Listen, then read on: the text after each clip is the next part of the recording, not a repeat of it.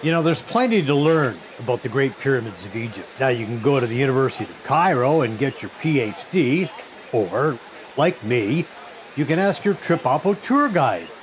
But I'll tell you one thing, the awe that you feel being here, it's beyond words.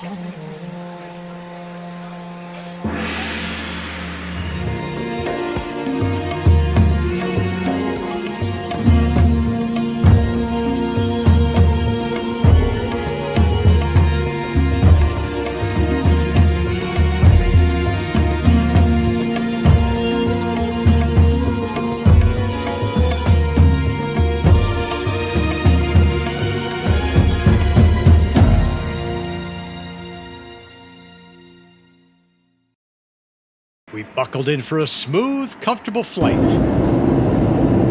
Now we're here getting our visas ready and we're about to get our bags. This is good. Egypt, we're here! Greeted at the airport in Cairo by a friendly face. First order of business for me is to grab a cappuccino. TripOppo had some flowers to welcome the ladies as we embark on a bus ride to our hotel where we get a chance to grab a bite and unwind.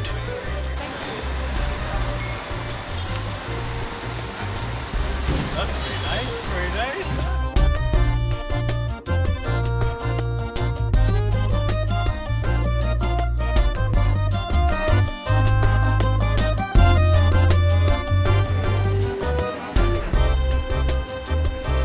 At night, we got a chance to enjoy a dinner cruise on the Nile, including a whirling dervish demonstration and a belly dancer.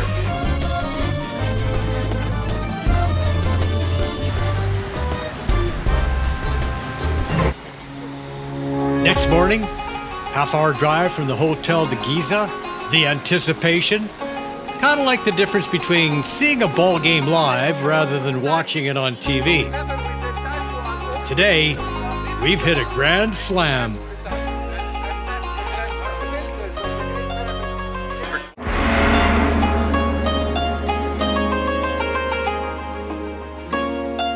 That's Hofu. That's the granddaddy of them all right there, Hofu, the biggest pyramid. Blocks range anywhere from 2.5 tons to 45 tons, and there's over 2.3 million stones. That's a lot of rock. We're a professional camel rider.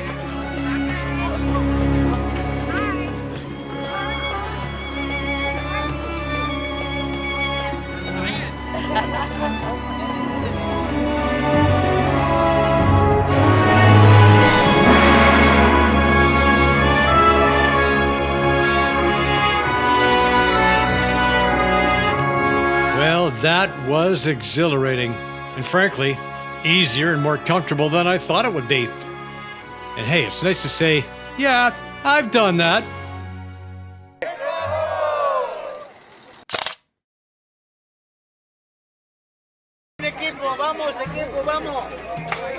A stone's throw from Giza, you'll find the Temple of the Sphinx, columns that were erected some 4,500 years ago.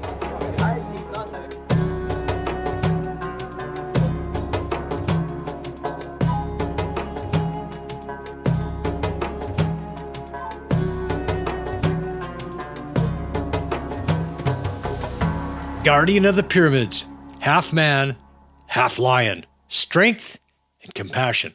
And now lunchtime, and where else do you get a background like this?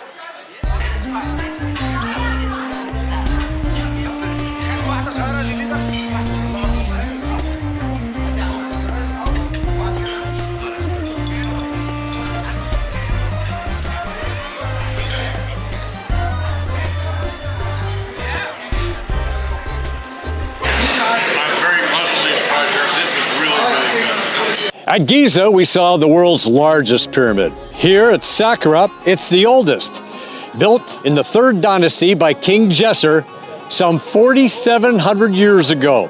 Yes, before the Maple Leafs won their last Stanley Cup. On the wall, we see some hieroglyphic images that explain how these people lived, the daily life in an ancient Egyptian city. These folks were only allowed to worship the king and the queen.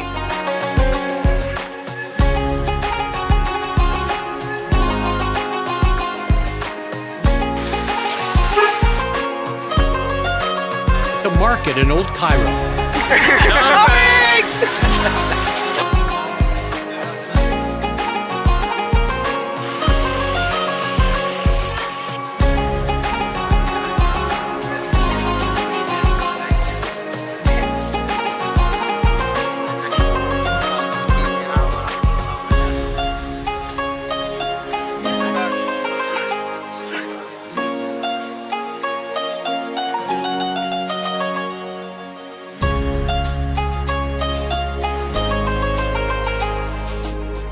The Egyptian Museum features some of the relics and artifacts from the golden age of the pharaohs. Also, pieces of structures that couldn't be preserved on site.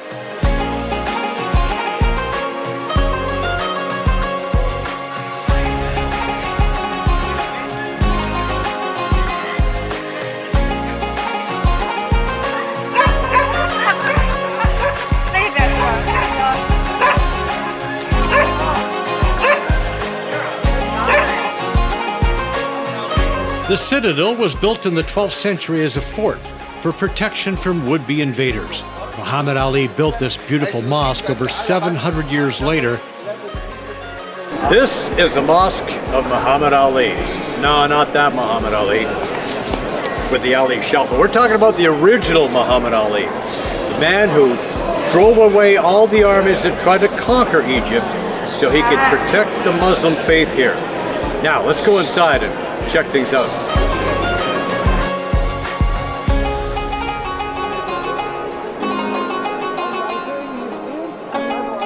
Today, it still serves as a place of worship.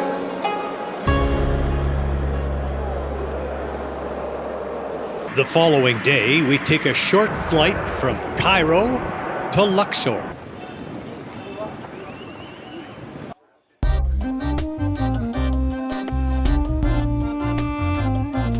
Luxor is also where we board the Nile River cruise ship. A 5-star cruise featuring spacious cabins, comfortable lounges, a huge outdoor deck complete with pool, and a buffet with a wonderful, tasty assortment of Egyptian and Western cuisine. One of the things we enjoy here on the cruise is at 4:30 every day, it's tea time. You have tea, coffee, nice piece of cake, whatever suits your fancy, and it's very casual. Beautiful day here. Always a beautiful day here on the Nile River. Never rains. And then you have to pinch yourself because you realize you're on a river cruise going down the Nile. How cool is that? It's pretty awesome. The captain of this particular ship has been operating boats on the Nile for over 50 years. His father was also a captain on a boat on the Nile.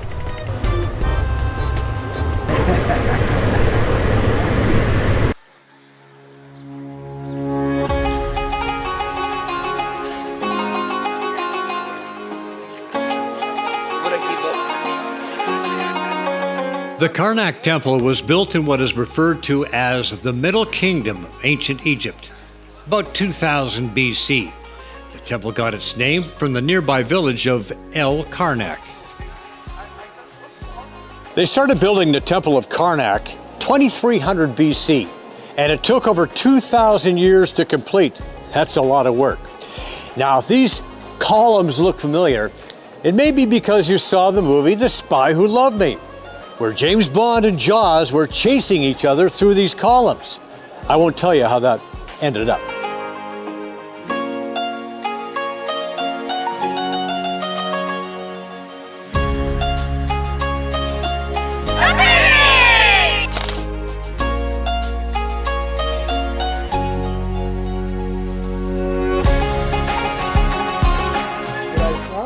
Luxor Temple was the largest and most significant religious center in ancient Egypt, built over several hundred years by many different pharaohs. Okay, but in reserve. But if I go as an officer, they will. But the crown. Here at Luxor Temple, we see lots of likenesses of Ramses II. All of these statues. Apparently, Ramses II was into selfies, but these selfies took a little bit of time. As you can see, there's a lot of detail in these incredible statues that have withstood the test of time.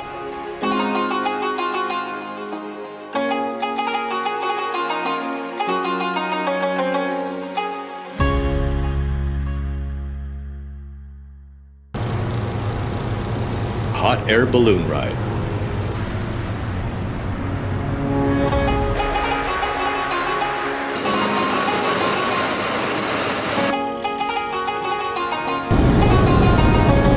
What a spectacular view. The Valley of the Kings, the necropolis of Thebes, where we find many of the tombs of ancient Egypt's most renowned and powerful rulers.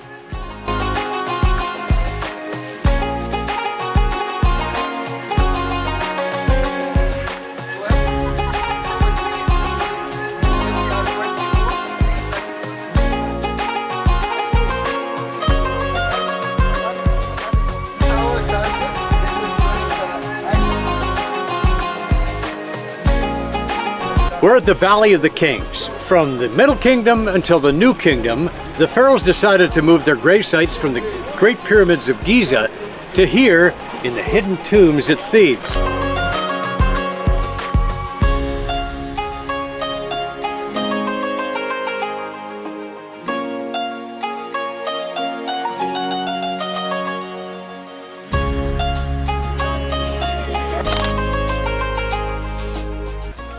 We found that the hustle and bustle of Aswan is best experienced in a horse-drawn carriage.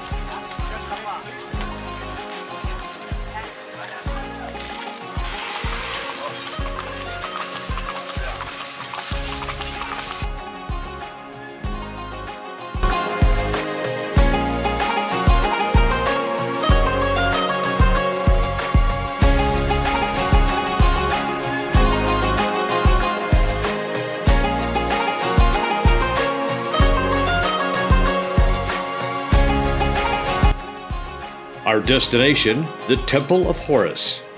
Horus was the son of Osiris and Isis, and is depicted on the tombs of most kings who believed he protected them.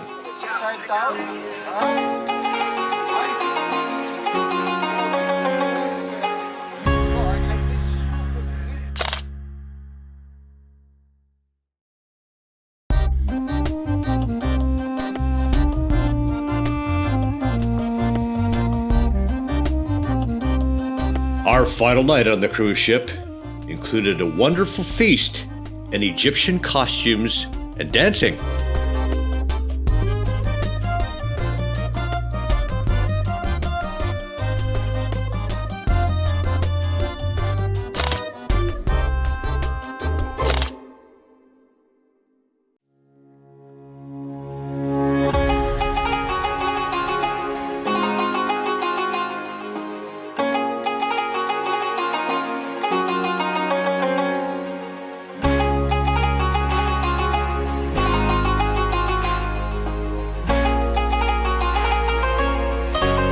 When the High Dam was built in 1960, it resulted in the creation of one of the world's largest artificial lakes. Now, the water covered Nubian land, which included, of course, 21 temples. These temples were all moved and reassembled, including, of course, the great temple of Abu Simbel. This temple was cut into 1,200 huge pieces, each weighing between 20 and 30 tons. And then reassembled here. Look at that. What a fantastic job they did. Let's go inside and have a look. All right, let's go. Come on.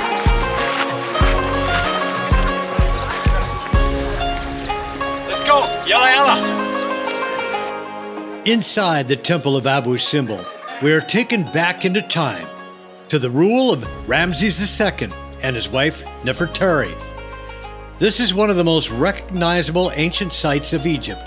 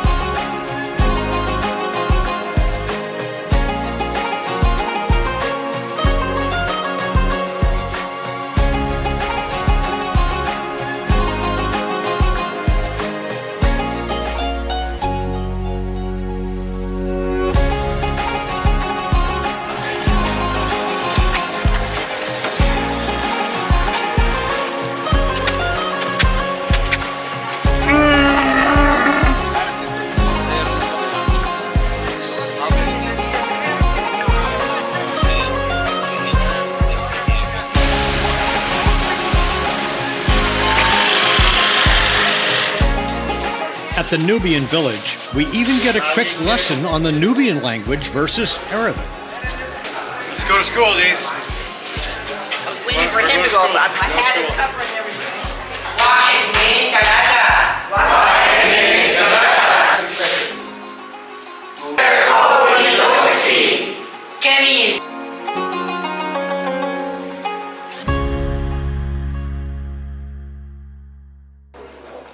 After a quick and comfortable flight, we arrive in Amman.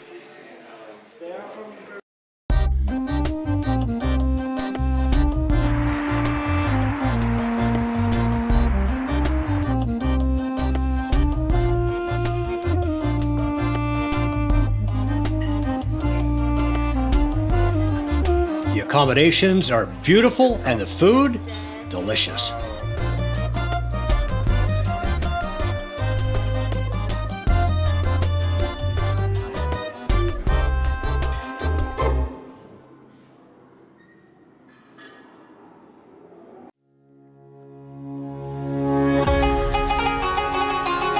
We're at the old Citadel in Amman.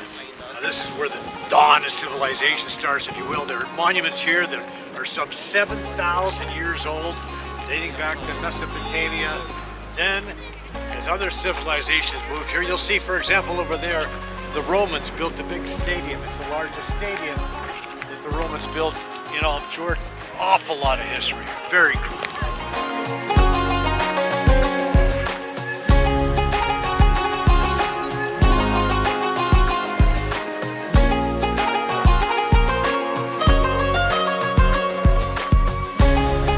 This is Mount Nebo, where Moses could see the promised land.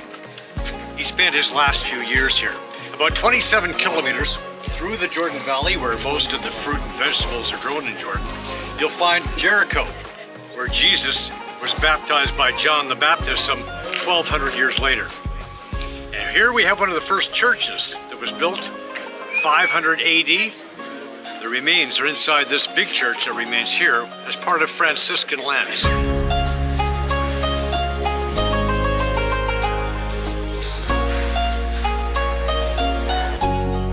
The church was reconstructed into a basilica, which still stands today, with a beautiful collection of Byzantine mosaics. Here we are at Wadi. We're about to get in the back of a Jeep, and we're gonna go do some exploring. We're going on a Jeep ride, baby.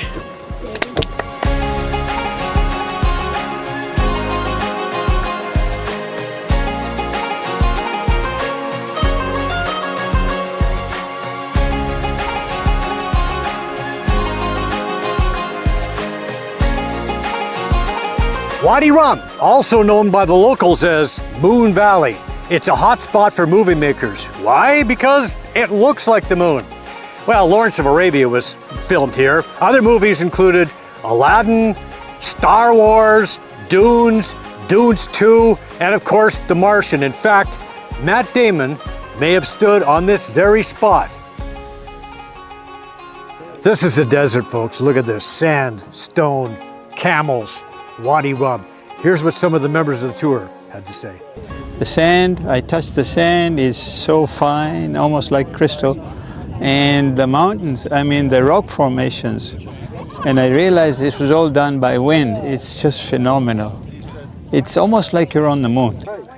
You had preconceived ideas, but once you're here, it just changes everything. Like, it's so different, whether it's the type of sand, the rock formations, just the whole feel. It's just so different. It's way more than I expected. It's really been great to physically be here. When we heard that it was where Dune was filmed and Star Wars and The Martian, it's just mind-blowing. It's just amazing.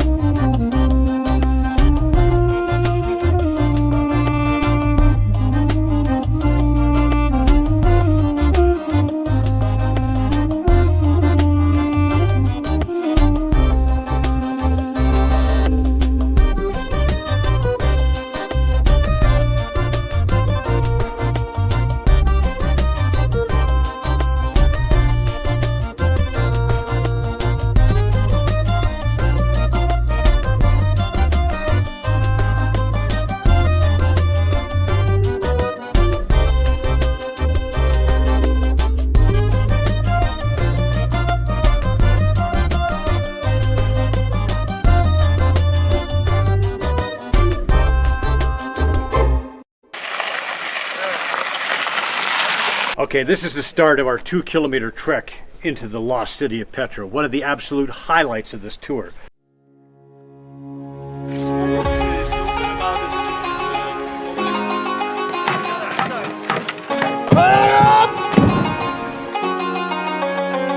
We're at the Seek, or Canyon, of Petra.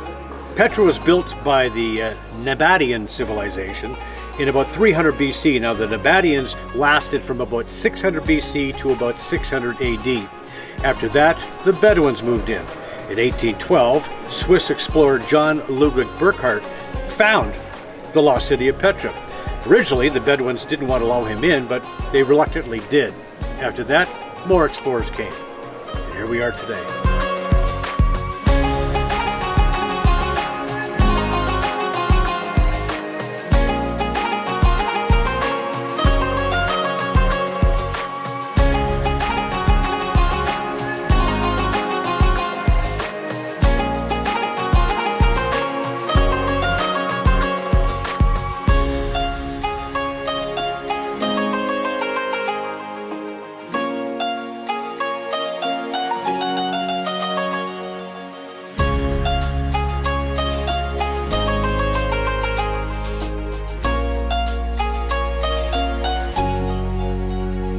Another night's stay at one of the finest hotels in Jordan. And of course, more terrific food.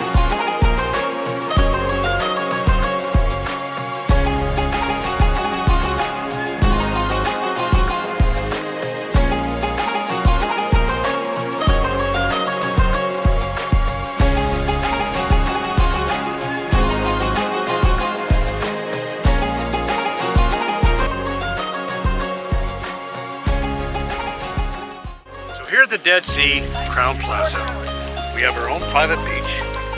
We have our own private dock. We can go float in the water. Then we can cover ourselves up with the miracle healing mud of the Dead Sea. So let's give it a try, shall we? Just kind of get in and sit back and you're floating. And away you go.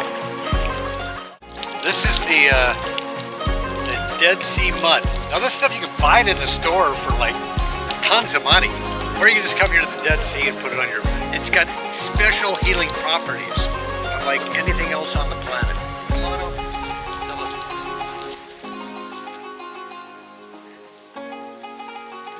Okay, here's the finished product. All mudded up. Now you don't have to cover yourself up in Dead Sea mud, but you have to admit, I do look pretty good, don't I? And that concludes this incredible, awe-inspiring trip through Egypt and Jordan. We hope you enjoyed this presentation. For all of us here at TripOppo, we hope to see you soon. Safe travels.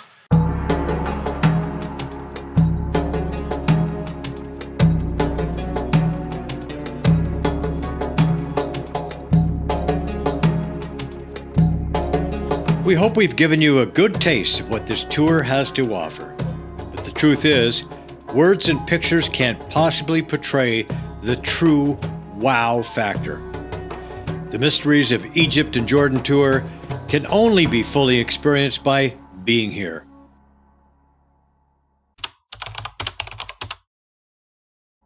It's the first time we've traveled with TripOppo. We found that it was very organized. We liked that everything, we had all the activities that we wanted to see were all spelled out very well.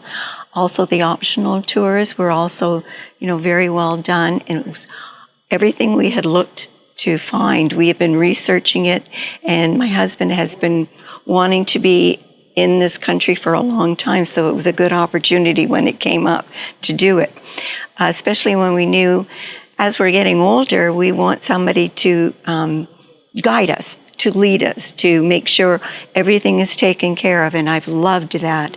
The plane ride, the transportation from one place to another is all taken care of, all the buses, everything.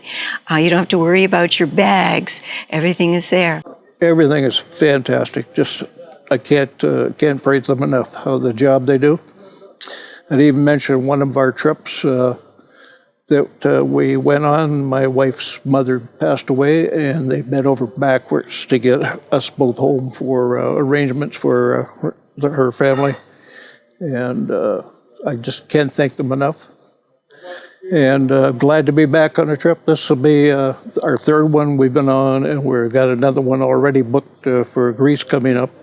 And we're looking forward to our continued travels with TripOppo. And actually floating in the Dead Sea was something unique.